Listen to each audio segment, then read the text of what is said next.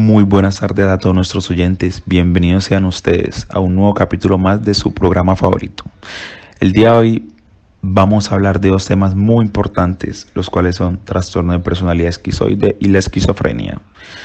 El principal objetivo de esta charla estará basada en 4 puntos fundamentales, los cuales se irán desarrollando a lo largo de la misma. En el programa hoy tendremos varios invitados especiales, los cuales nos ayudarán a resolver las dudas y los puntos que tenemos planeados.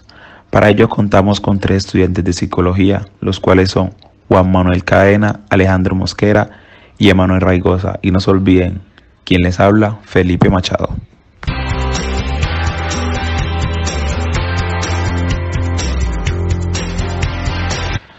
Bueno, Emanuel, cuéntanos. ¿Qué es el trastorno de personalidad esquizoide y qué es la esquizofrenia? Bueno, primero que todo, muy buenas tardes y muchas gracias por invitarme al programa. Con respecto a la pregunta que acaba de hacer sobre qué es el trastorno de personalidad esquizoide, pues esto básicamente es una afección poco frecuente en la que las personas evitan las actividades sociales y continuamente evitan las interacciones con terceros. También se presentan rangos de expresión emocional muy limitado, o sea, es decir, que las personas no muestran una reacción a ciertas situaciones que se presentan en el medio, por ejemplo, a los elogios, a las críticas que hacen las demás personas. No presentan ninguna emoción, ninguna reacción a esas situaciones. Las emociones que se presentan son prácticamente nulas. La esquizofrenia, pues la esquizofrenia ya es un trastorno que se ha denominado como un trastorno mental grave, por el cual las personas tienen una interpretación de la realidad muy anormal o interpretan la realidad de manera normal. La esquizofrenia puede provocar una combinación de alucinaciones, delirios y algunos trastornos graves en el pensamiento y el comportamiento que afecta el funcionamiento diario, y esto puede llegar a ser incapacitante. Bueno, como se mencionó al principio del programa, el día de hoy vamos a hablar de 4 puntos fundamentales. Vamos a desarrollar el primero, el cual tiene que ver con la diferencia comportamental, cognitiva y emocional entre los trastornos de personalidad esquizoide y esquizofrenia. Emanuel, cuéntanos un poco más sobre ello. Bueno, ya hablando como de los comportamientos en los diferentes trastornos, pues las personas que padecen el trastorno esquizoide de la personalidad tienen comportamientos que van desde aislarse totalmente del círculo social, también presentan malestar o incomodidad al momento como de interactuar con otras personas, suelen huir de las multitudes, de las aglomeraciones, no suelen ir, por ejemplo, a conciertos, como a presentaciones de música o algo donde se estén como presentando muchas personas. Y las reacciones frente a las situaciones o a las emociones, como lo dijimos anteriormente, pues es prácticamente nula. En la esquizofrenia los cambios comportamentales son demasiado notorios y se pueden presentar y mostrarse de múltiples maneras.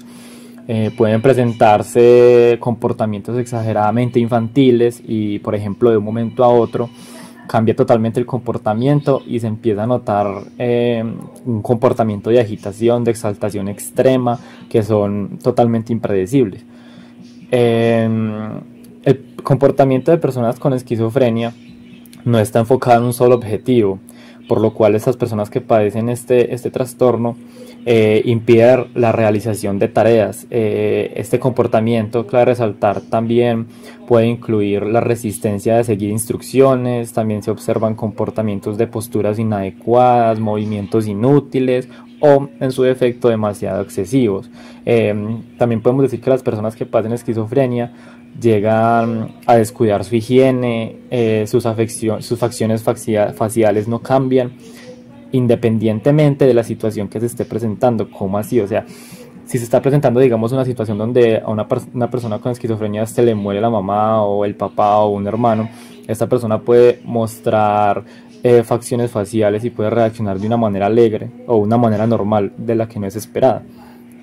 Ya en las diferencias, por ejemplo, cognitivas, en el trastorno esquizoide de la personalidad, entre los aspectos cognitivos hay algunas características que son notables, como el pensamiento de sentirse menos durante una relación o una relación sexual, sentimiento de no tener placer, no realizan actividades de disfrute ni se relacionan con otros individuos. Ya en la esquizofrenia, las alucinaciones son muy frecuentes en esos pacientes, ver, escuchar y hasta sentir cosas que realmente no existen, son muy notables en esos pacientes, pensamientos falsos o fantasías, por ejemplo como creer que lo quieren matar o que lo están persiguiendo.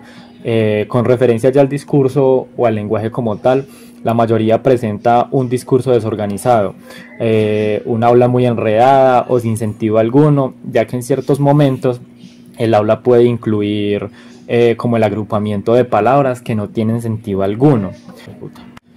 Bueno, las diferencias emocionales en el trastorno esquizoide de la personalidad, pues las emociones presentes en este trastorno pueden variar, ya que cuando se encuentran con una situación donde alguien elogia o critica a la persona que padece este trastorno, en algún momento ellos no presentan ninguna emoción ni gestos que acepten o que desaprueben la situación que se está presentando. También es muy característico que las personas que padecen ese trastorno no demuestren emociones fuertes. En la esquizofrenia, por el contrario, las personas pueden pasar de no demostrar ninguna emoción a demostrar emociones de exaltación extrema, tristeza extrema, como le decíamos antes, incluso en situaciones donde no debería estar, por ejemplo, la alegría, se presentan emociones de alegría extrema. Son pacientes que tienden a demostrar emociones muy fuertes y más si están pasando por algún momento, por ejemplo, donde se esté presentando alguna alucinación o alguna falsa contemplación de la realidad. Muchas gracias, Emanuel, por tu intervención. Ahora vamos a hablar de los criterios a tener en cuenta para dar un diagnóstico, pero según el DSM-5.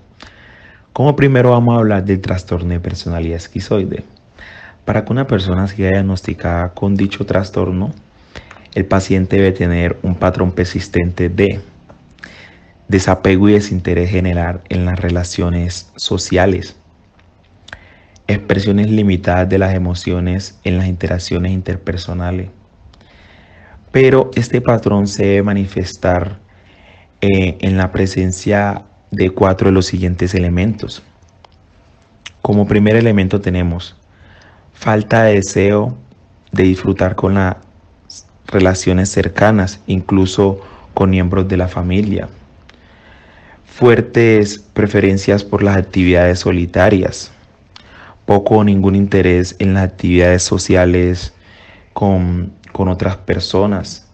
Como se lo mencionaba anteriormente, disfrute de pocas o ninguna actividad. Pero hay que tener en cuenta que para dar un diagnóstico como ello, los síntomas se deben haber presentado en la edad adulta temprana en adelante. Seguimos con el diagnóstico para la esquizofrenia, teniendo en cuenta también el DSM-5. Para ello se debe tener la presencia de al menos 2 de los siguientes 5 ítems. Cada uno de ellos presente durante una porción de tiempo clínicamente significativo, que va especialmente en un periodo de tiempo de un mes. Bueno, siendo al menos uno de ellos los ítems 1, 2 y 3. Como primer ítem tenemos el delirio. Como segundo, las alucinaciones. Como tercero, el habla desorganizada. Como cuarto, comportamiento extremadamente desorganizado y catatónico. Como quinto, síntomas negativos. Tenemos un gran ejemplo que es la disminución de la motivación y la disminución de la expresividad. Ahora nuestro invitado especial, Juan Manuel, nos contará sobre los tratamientos a tener en cuenta para los pacientes diagnosticados con esquizofrenia y, como se lo contaba anteriormente, trastorno de personalidad esquizoide.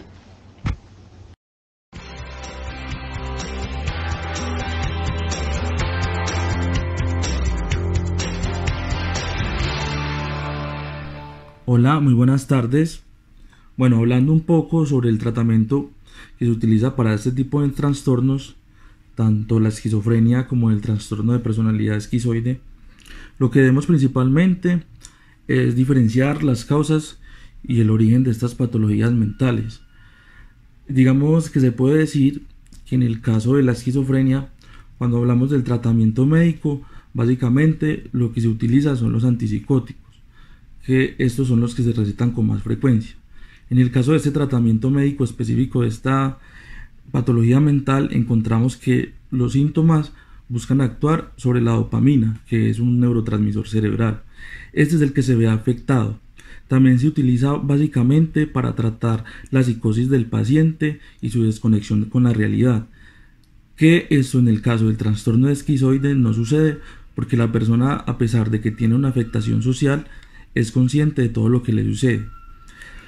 Bueno, hablando de la terapia que se utiliza en el caso de la esquizofrenia, también se suele administrar a los pacientes pues una terapia de apoyo en la que esta terapia por lo general digamos que se utiliza para que el paciente suele recibir como un apoyo sobre su comportamiento cognitivo-conductual.